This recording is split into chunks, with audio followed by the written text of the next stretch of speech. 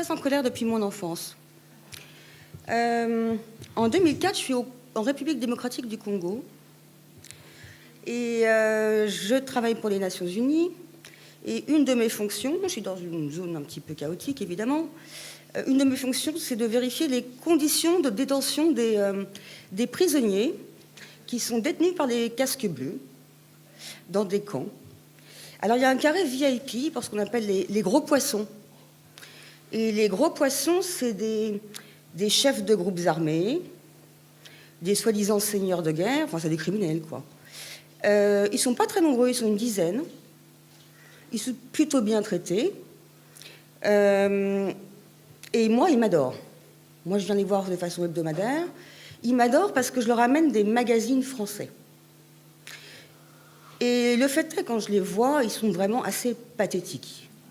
Parce que sans Kalachnikov et sans machette, en fait, ils ressemblent à strictement rien. C'est des petits enfants qui tournent en rond, ils s'ennuient.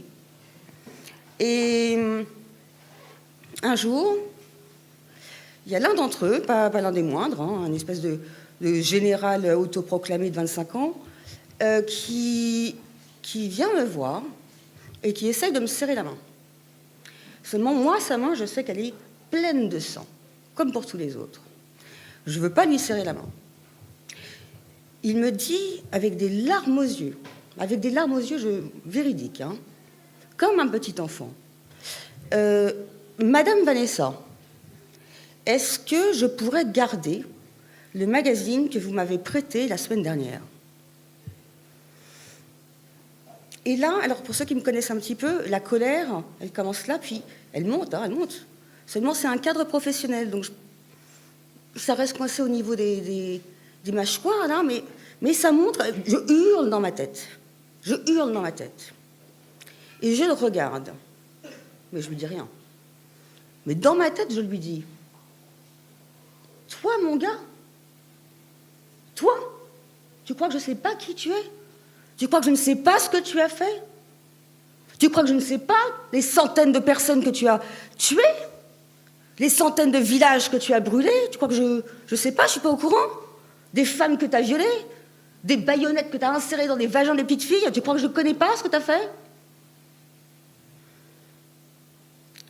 Alors, passez le tsunami de colère, parce que c'est vraiment ça, quoi. Je lui demande pourquoi il veut garder le magazine. Et surtout, je lui demande lequel c'est. Alors, il veut garder le magazine parce que ça l'a beaucoup aidé. Ça l'a beaucoup aidé. Montre-moi le magazine. Et là, mais là, c'est surréaliste. C'est vraiment surréaliste. C'est une édition spéciale du Nouvel Obs sur les philosophes des Lumières. Alors, passé le choc, il se passe un truc un peu bizarre. Je perçois, mais une fraction de seconde, la complexité et la singularité de cet être humain qui n'est qu'un barbare. Mais je le perçois pendant une fraction de seconde. Je lui laisse le magazine et je lui ai même serré la main, sa main pleine de sang. Alors, pourquoi je vous raconte ça? Parce que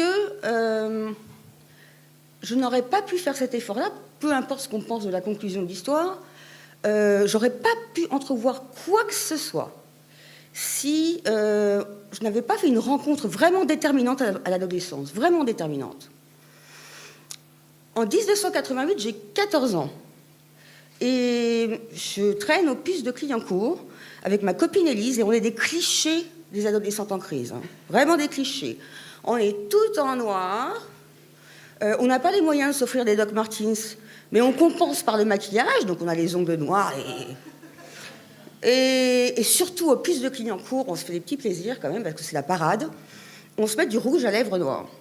Alors ça nous vaut des petits colibets sympathiques, le plus mémorable étant « les filles, vous avez sucé un black ?» Alors, pour les personnes de couleur dans la salle, j'en ai pas vu beaucoup, mais sachez que vous déteignez. Alors, ayant dit ça, donc j'ai 14 ans, j'ai la haine, j'ai la colère, je l'ai toujours eue. Je suis scolarisée depuis mes 5 ans dans une école privée à Paris, et que certains d'entre vous connaissent bien. Et depuis mes 5 ans, je suis mal à l'aise. Je ne suis pas du tout à ma place. Alors, en primaire, j'ai une très très bonne amie, que je ne nommerai pas, mais qui va se reconnaître, qui un jour me dit mais pourquoi tu portes toujours des mêmes chaussures? Voilà. À l'adolescence, c'est cette honte de ma différence, ça se transforme en haine, en mépris. Je déteste l'autorité. Et ce que je déteste avant tout, mais avant tout, c'est les élèves de mon école. Mais vraiment, à part une toute petite poignée. Hein.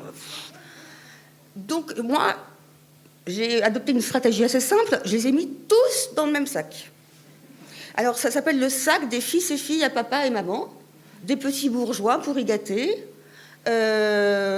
ou des enfants qui ne rougissent même pas quand c'est un chauffeur qui les dépose à l'école. Enfin, le sac, quoi, le sac. Pour vous dire mon niveau de haine, quand il y en a un qui se fait dépouiller de ses Weston, alors qu'il rentre à la maison, mais j'exulte, hein, c'est ce niveau de haine-là. Ça rappelle des souvenirs.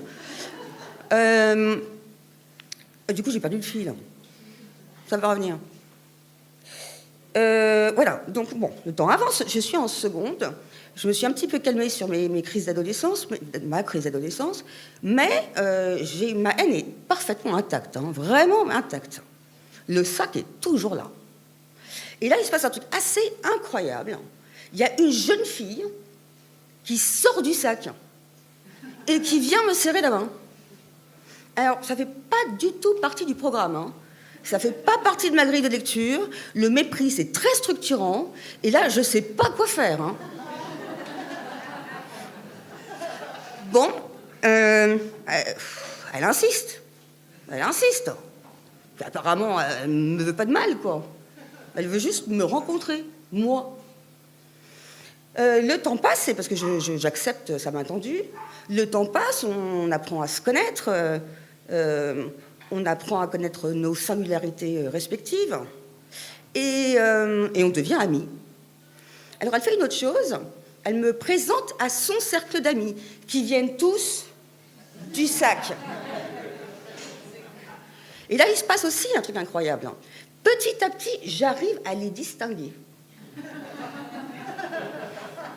J'arrive même à coller un prénom sur chacun d'entre eux, voire à leur donner un tout petit peu de profondeur, quoi. Et voilà. Et puis d'autres amitiés se lient parmi ce groupe. On passe des super années. Moi, j'en ai des très bons souvenirs. Alors, je ne suis toujours pas à ma place. Hein. Moi, j'ai 100 francs d'argent de poche pour manger toute la semaine. Alors, autant dire que les bouteilles de les boîtes de nuit, c'est pas pour moi. Mais il y a une bonne ambiance. On s'aime, on s'amuse. En terminale, je fais une tentative de suicide. Il n'y a pas de rapport entre la bouteille dans la boîte de nuit et le suicide. Je fais une tentative de suicide. Une vraiment bien foirée, quoi. Alors, ce sera la première d'une série, tout aussi foirée, la preuve. Mais la première, elle est vraiment bien foirée. Et donc, je me réveille le matin, j'ai même pas le droit aux pompiers, j'ai pas le droit à l'hosto, j'ai pas le droit au lavage d'estomac, rien, nada. J'ai le droit à un arrêt maladie de 2-3 semaines.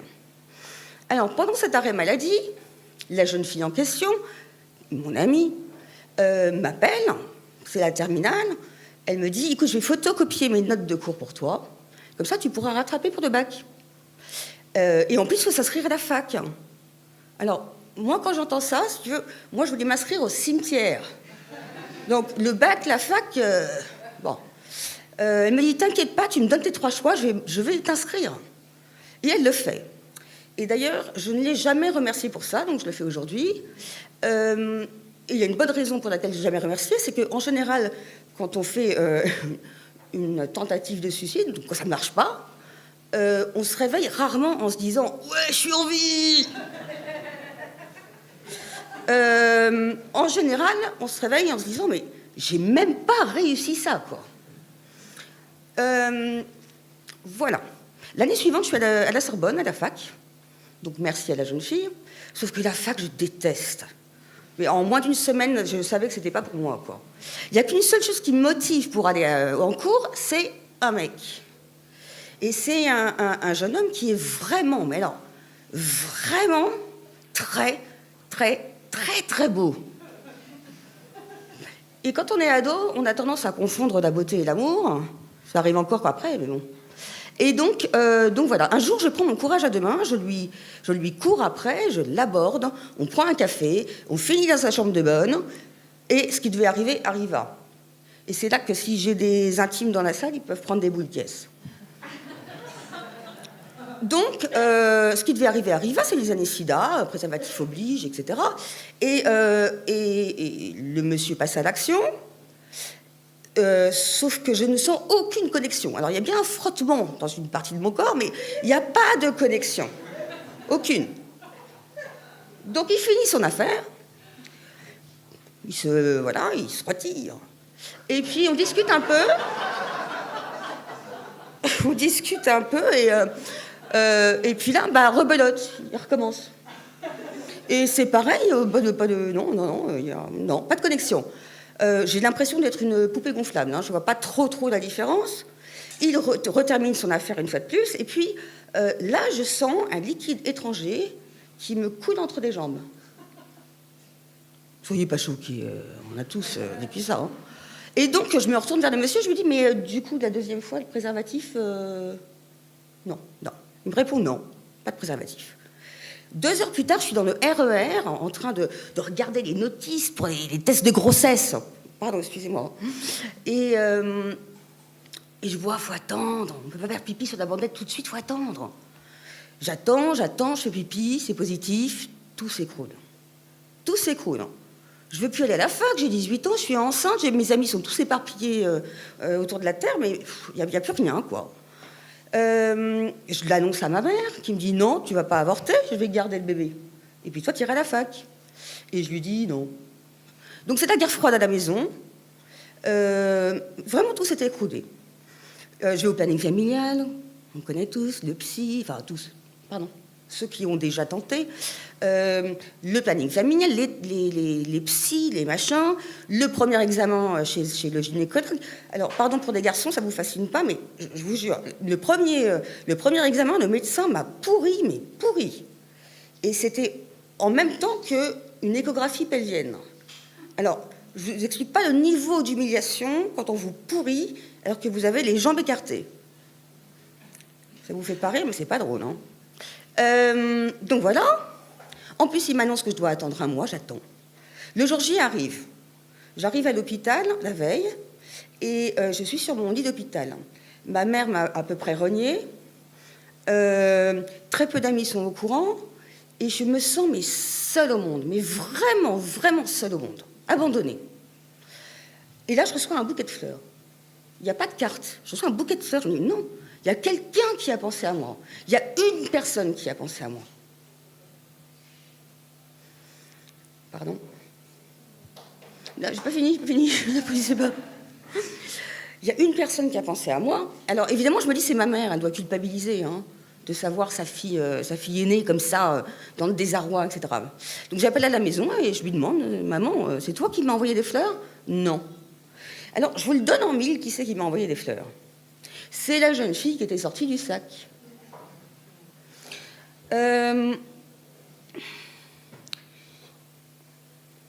Alors, pour tous ces actes et toute cette bienveillance, Mélanie, et surtout pour m'avoir accepté avec mes singularités, il y en a pas mal, mes complexités, ma colère, et pour m'avoir montré